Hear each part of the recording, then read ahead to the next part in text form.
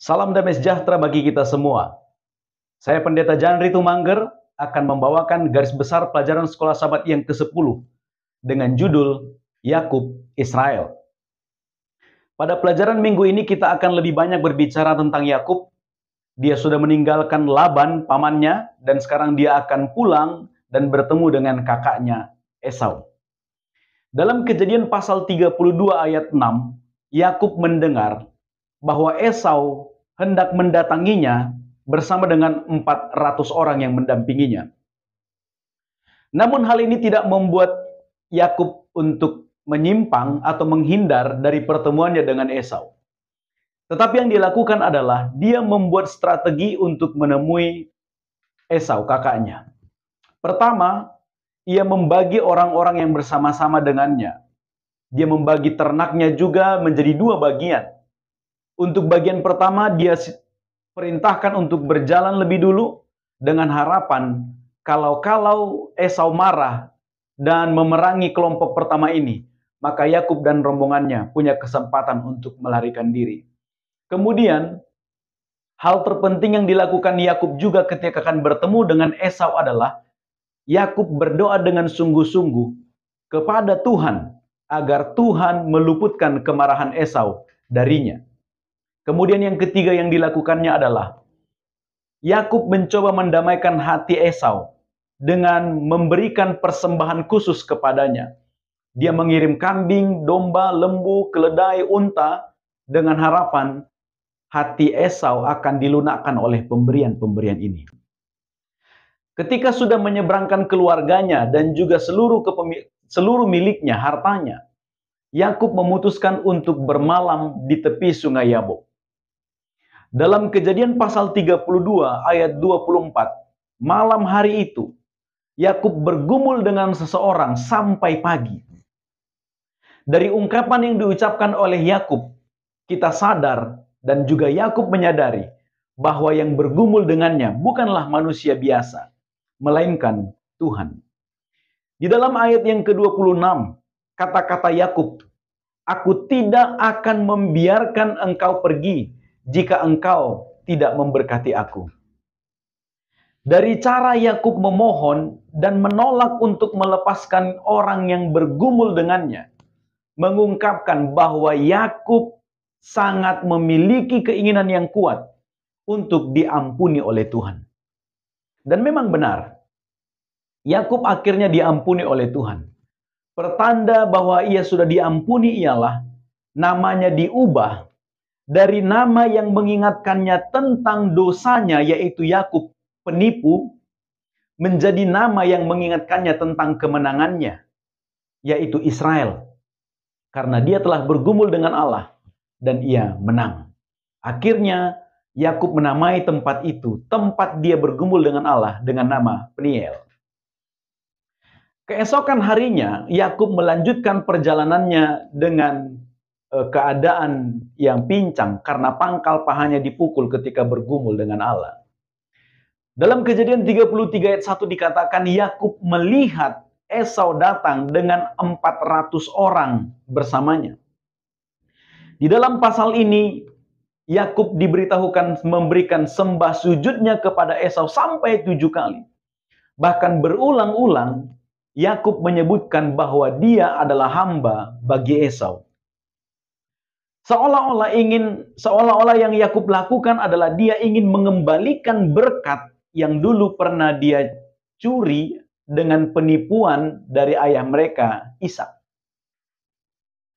Kemudian dalam Kejadian 33 ayat 4, melihat Yakub, akhirnya Esau kakaknya memeluk dan menciumnya.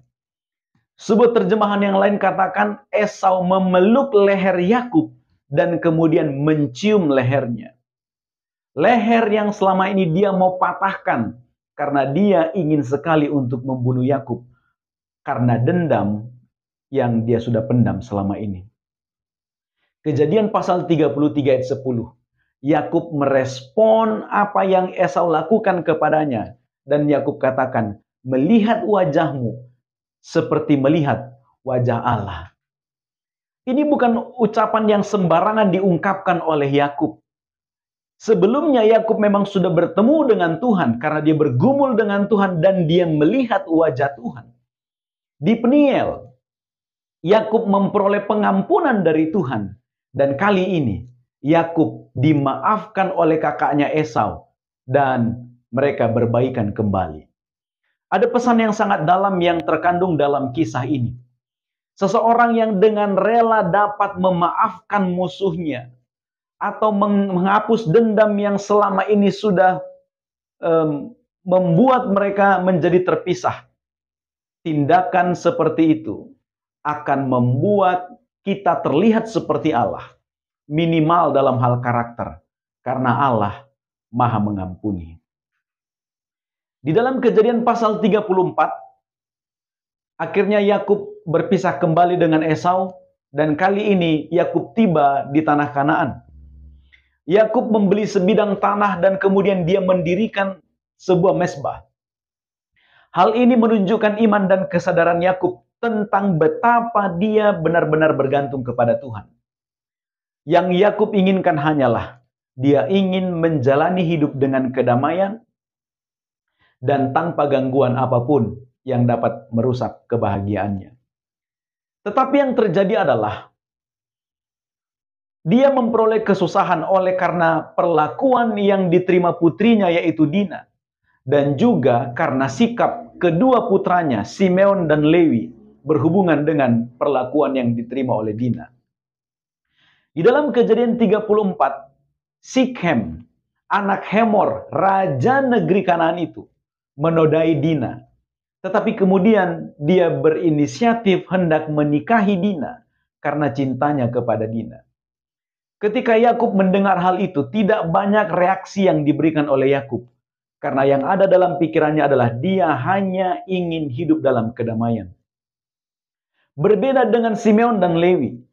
Ketika mereka mendengar apa yang dilakukan oleh Sikhem kepada Dina, bahwa Sikhem menodai Dina, maka Simeon dan Lewi mengatur rencana untuk melakukan pembalasan dendam karena sakit hati mereka. Ketika Sikhem akan menikahi Dina, kemudian Simeon dan Lewi katakan, kalian boleh menikah dengan catatan semua laki-laki di negeri ini harus disunat.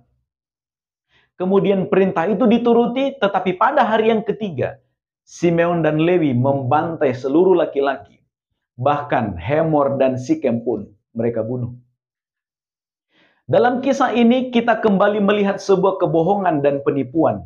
Seperti yang dilakukan oleh Yakub di waktu-waktu yang lalu.